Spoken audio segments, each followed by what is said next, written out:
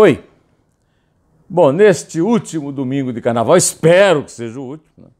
Porque já estamos em plena quaresma, prontos para entrar daqui a pouco na Semana Santa e lembrar o sofrimento, a paixão e morte de Jesus Cristo. Eu quero voltar a assuntos que não saem da nossa baila, né? O primeiro deles é o caso do Adélio Bispo de Oliveira. Bom, eu já disse ontem e anteontem que, para mim, não há nenhuma relevância no fato do Adélio ser ou não ser doente mental, né? O Adélio, sendo ou não doente mental, ele pode ter sido manipulado. Por que não? E há muitos fatos relativos à facada do Bolsonaro que não mereceram análise até agora da polícia e da justiça. Eu, por exemplo, gostaria muito de saber por que é que os laudos psiquiátricos e psicológicos do Adélio são mantidos em sigilo se o crime dele foi público, cometido no meio da rua, contra a democracia, contra o direito de cada cidadão brasileiro escolher o presidente da República que quisesse, em qualquer ocasião. Pois é. Eu gostaria de saber quem são os psiquiatras e psicólogos ouvidos e também de saber se está faltando alguma coisa ao Instituto de Polícia Técnica da Polícia Federal, que sempre fez perícias, sempre teve perícias muito respeitadas e, de repente, sumiu nesse noticiário. Eu insisto, e estou achando que está difícil de compreender, mas eu vou tentar ser mais explícito, é que a Polícia Federal é uma coxa de retalhos, formada por grupos. O grupo do Tuma, o grupo do PT, o grupo Tucano, o grupo do Márcio Tomás Bastos, grupos internos, que não obedecem ao controle do diretor, portanto, ao ministro da Justiça e ao presidente da República. Agora, o presidente da República está no cargo, o ministro da Justiça também. Eu não estou entendendo como é que a Polícia Federal fica com essa enrolação, o lobo solitário, o doente mental, sem dar uma explicação coerente. A Polícia Federal, eu já disse, errou feio, porque não conseguiu proteger o candidato, não evitou o atentado. Agora, tem que explicar, por exemplo, por que um doido enfiou a faca no abdômen do Bolsonaro e rodou o que em cursos de segurança pessoal é ensinado como uma forma de matar, porque contamina o interior do abdômen. Qual a explicação de ter chegado em jatinho de carreira, advogado, para socorrê-lo em Juiz de Fora? Outras coisas que eu já comentei aqui, que eu não quero repetir, mas vou acrescentar uma, que é a famosa visita de alguém se passando por ele numa hora incompatível com a sua permanência em Juiz de Fora. Tudo isso está em dívida. A Polícia Federal e a Justiça não explicam isso. Muita gente tem lembrado a relação que havia entre o diretor da Polícia Federal, que é o responsável por esse episódio, e o governador de Minas à época, que era o petista Fernando Pimentel. E eu não afasto também a possibilidade de esses acadêmicos consultados para fazerem perícia não serem propriamente pessoas ideologicamente descomprometidas, digamos assim. O que é certo é que foi um crime público, um crime político, um crime contra a democracia, precisa ser investigado, as conclusões precisam ser tornadas públicas, a sociedade precisa saber e não tem essa de OAB exigir que o advogado tenha sigilo e não possa mostrar quem paga a sua conta para defender o doidinho, né? Em relação a um caso anterior, a que eu me refiro sempre, eu quero, num resumo rápido, dizer que o caso Celso Daniel foi resolvido. Os autores do crime foram condenados no júri em Itapecerica da Serra, só que duas coisas. Primeiro, a polícia de São Paulo não contribuiu para nada sob o comando dos tucanos, e eu já contei a história que o Tuma contou, não vou repetir, da reunião entre o Fernando Henrique, o Aloysio Nunes, que era o ministro da Justiça, o Zé Disseu e o Lula, em janeiro de 2002. Pois é, mas é sempre bom lembrar que esse processo, que estava resolvido, as pessoas cumprindo pena, foi interrompido pelo ministro Ricardo Lewandowski, na presidência do Supremo, que levou tudo a zero, tudo voltou a estaca zero com os prazos de prescrição correndo. Eu só gostaria de saber qual é o interesse em manter protegido esse grupo, né, que teria executado, até porque o beneficiário do habeas corpus, que o Lewandowski estava julgando, era o Sérgio Gomes da Silva, que já morreu de morte natural, de câncer. Eu me lembro do dia em que eu entrevistei o Marco Aurélio Melo, lá no Roda Viva, em que eu relacionei para ele todos os presidentes do Supremo, depois de Nelson Jobim, que guardaram na gaveta o habeas corpus do Sérgio Gomes, que só saiu quando o Ricardo Lewandowski encerrou o processo, e aí, em seguida, houve a morte do Sérgio Gomes. Agora, o caso está resolvido, o eventual mandante já morreu, e eu não entendo por que ainda está suspenso o resultado do julgamento do júri popular de Itapecerica da Serra. Hoje, mudando de assunto, o Lauro Jardim está publicando em sua coluna no Globo que o Sérgio Cabral delatou, ainda sem prêmio, porque ele não fez delação premiada, que ele está disposto a entregar provas sobre a sua interferência em desfiles de carnaval, dando dinheiro de propina a escolas, e ela cita especificamente a Mangueira. O assunto é atual porque a Mangueira é campeã do carnaval no Rio este ano.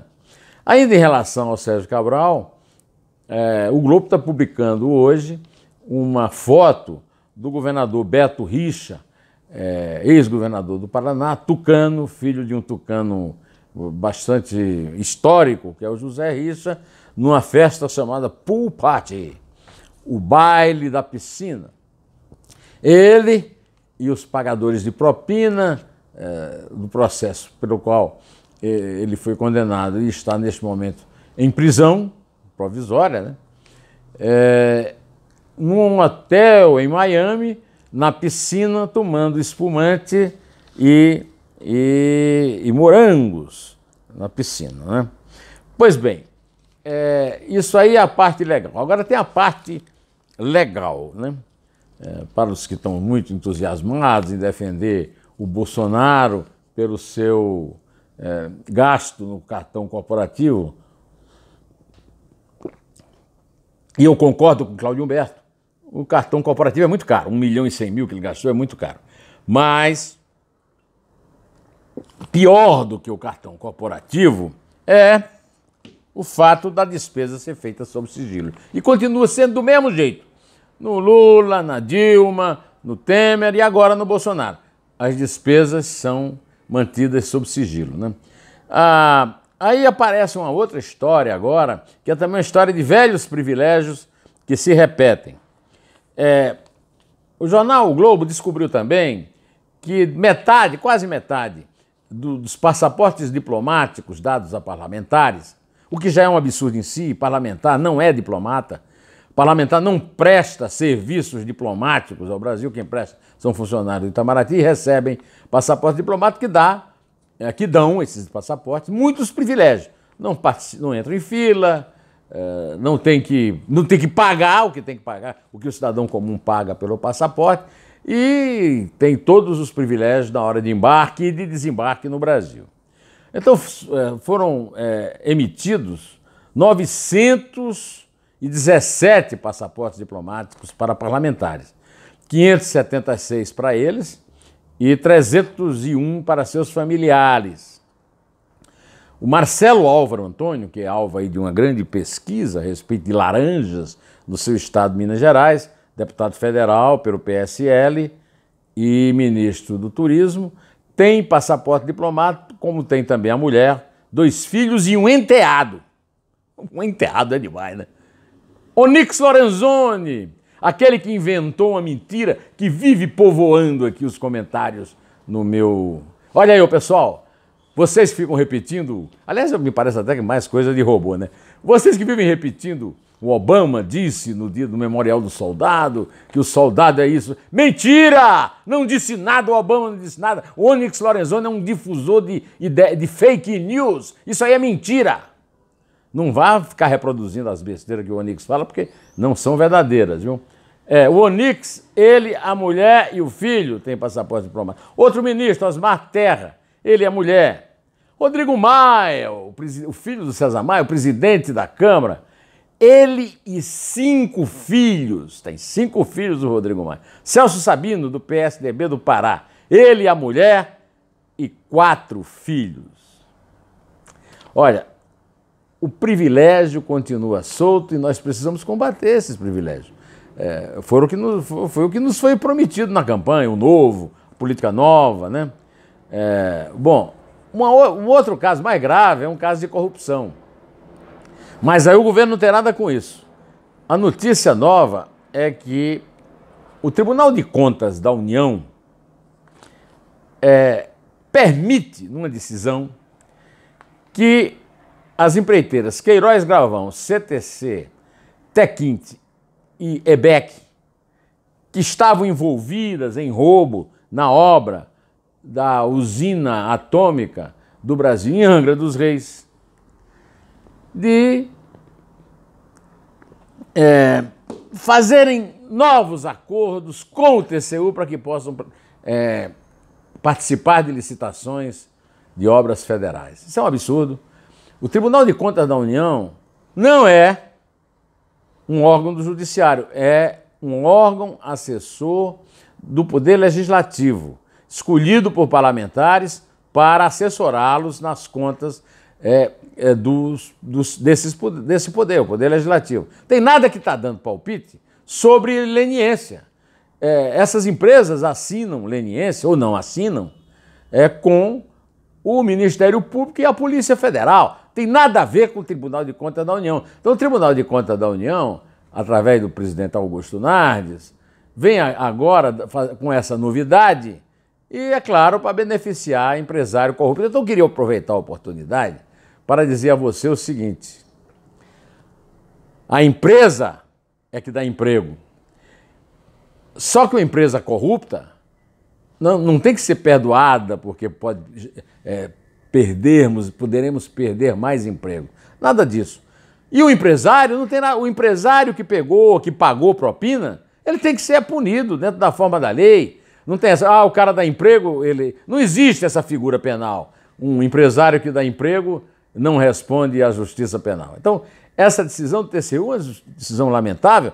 E o TCU tem sido muito presente aqui, inclusive nos meus comentários, ministros delatados em delações premiadas e que, lembra do pai e o filho, o Tiago Cedrais, o advogado que ganha o dinheiro vendendo decisões do pai, etc., o Haroldo Cedrais, etc., etc. Pois bem, já que o carnaval não acaba mesmo, vamos ficando por aqui, porque o carnaval não acaba, mas esse nosso vídeo tem que acabar uma hora, não é verdade? É isso aí, direto ao assunto, em pé e só a verdade nos salvará.